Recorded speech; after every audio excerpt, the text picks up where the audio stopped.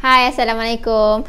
Hari ni Yana nak cerita pasal life insurance. Apa itu life insurance? First of all, hidup kita diibarat satu timeline ni. Contoh macam Yana sekarang, Yana dekat sini, umur Yana 24 tahun.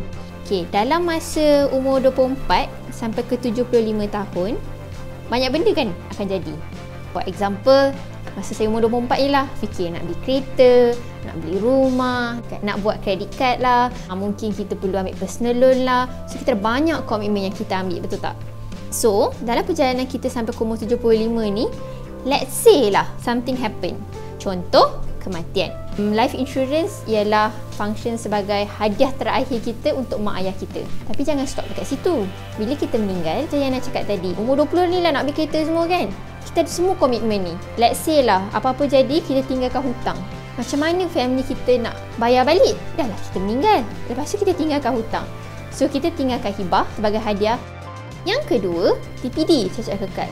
Let's say lah, Abu ni part time kerja sebagai food panda. Okay, bila Abu accident, what happen is komitmen ni still jalan. So macam mana dia nak bayar komitmen tu? Satu, bila dia sakit, kena ada orang jaga. Let's say lah Abu ada isteri dia kena jaga. So bila Abu dah lumpuh, punca pencarian rezeki tu dah putus dekat situ. So dengan ada life insurance juga, kita antara dua. Satu, family dapat sebagai hadiah. Yang kedua ialah sebagai pampasan kalau kita cacat kekal. Okey, sekarang ni kita tengok apakah contoh-contoh kos yang kita akan incur sepanjang kita umur dalam 20-an, 30-an ni. Okey, itu tadi yang nak cakap kereta, betul tak?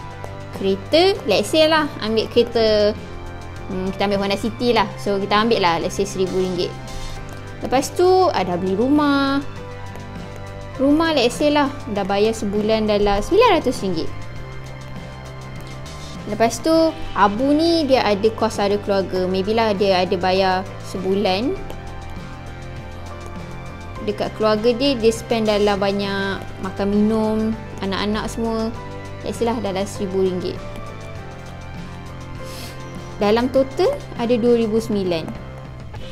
So dalam keadaan macam ni, 2009 ni dekat mana kita nak cari untuk teruskan lagi bila Abu dah sakit? So penggunaan life insurance ni antaranya ialah inilah family untuk ambil dan sarakan keluarga.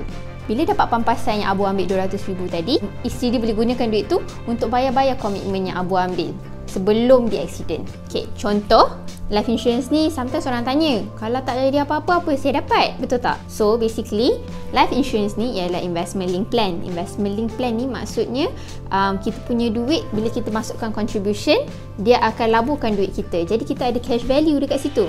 So cash value ni let's say at umur 70, kita tak pernah bagai, kita sihat, hidup Alhamdulillah semua, kita cakap okey lah, kita dah tak ada hutang, kita dah tak perlu dah life insurance. So masa tu kalau kita claim balik life policy kita ada asset kat situ dan kita tak perasan pun kita duk save duit tu.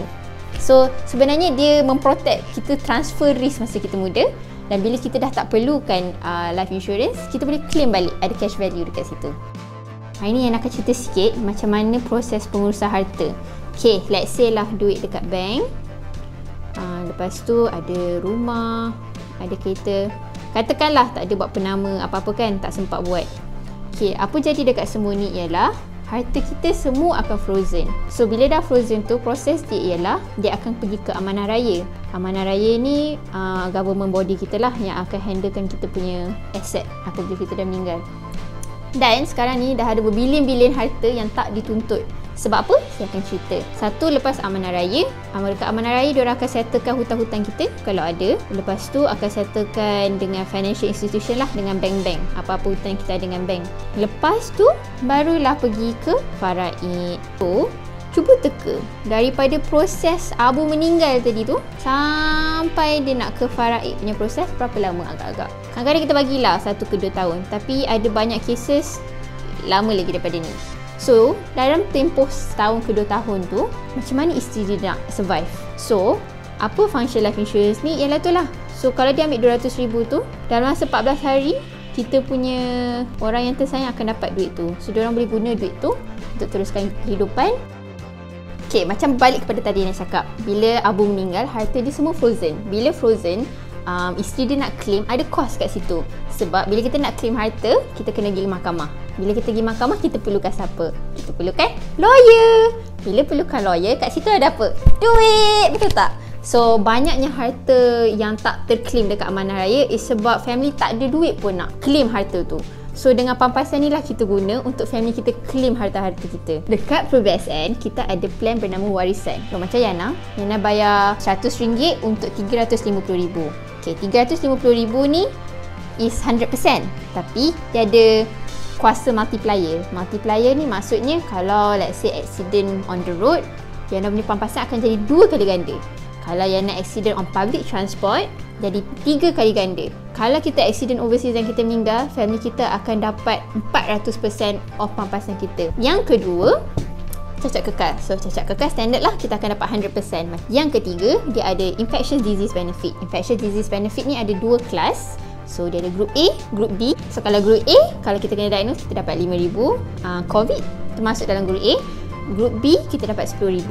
Yang keempat, dia ada carrot benefit. Carrot benefit ni maksudnya kos pengebumian. Yang terakhir ialah maturity value lah. Macam yang Ana cerita tadi, kalau let's say tak ada apa-apa jadi, boleh claim balik apa nilai value polisi kita pada masa itu. Untuk saya ceritakan sedikit, ada satu kisah di mana rakan sekerja saya, apa jadi ialah seperti kita ingat kisah MH370. So apa jadi ialah seorang ayah ni dia dah mencarung hanya 4 bulan.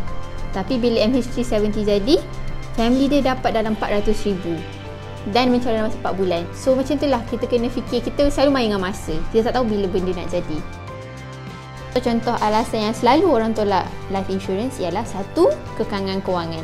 So kekangan kewangan ni sebenarnya orang itulah yang lebih perlukan in life insurance. Sebab in case anything happen, dia ada big lump sum of money yang ditinggalkan untuk keluarga dia. Yang kedua, saya tak perlu lagi lah, nantilah. Okay, life insurance ni sebenarnya keperluan dia untuk long term dan kita bermain dengan masa. So life insurance ni ialah kita mentransferkan risk kita untuk bila kita perlu. Okay, kalau nak cakap ada banyak sangat produk dalam market ni kan, betul tak? So, kalau nak tahu lebih lanjut, boleh contact Yana sebab Yana akan kirakan berapa banyak income, berapa banyak komitmen dan kita akan tengok plan yang mana yang sesuai. Sebab mungkin yang mahal tu tak sesuai, tapi yang ada yang anda boleh afford, yang sesuai dengan apa yang keperluan anda sekarang. Jadi kalau apa-apa, call je, tak pun cari Yana kat IG. Sekian sahaja. Thank you. Bye.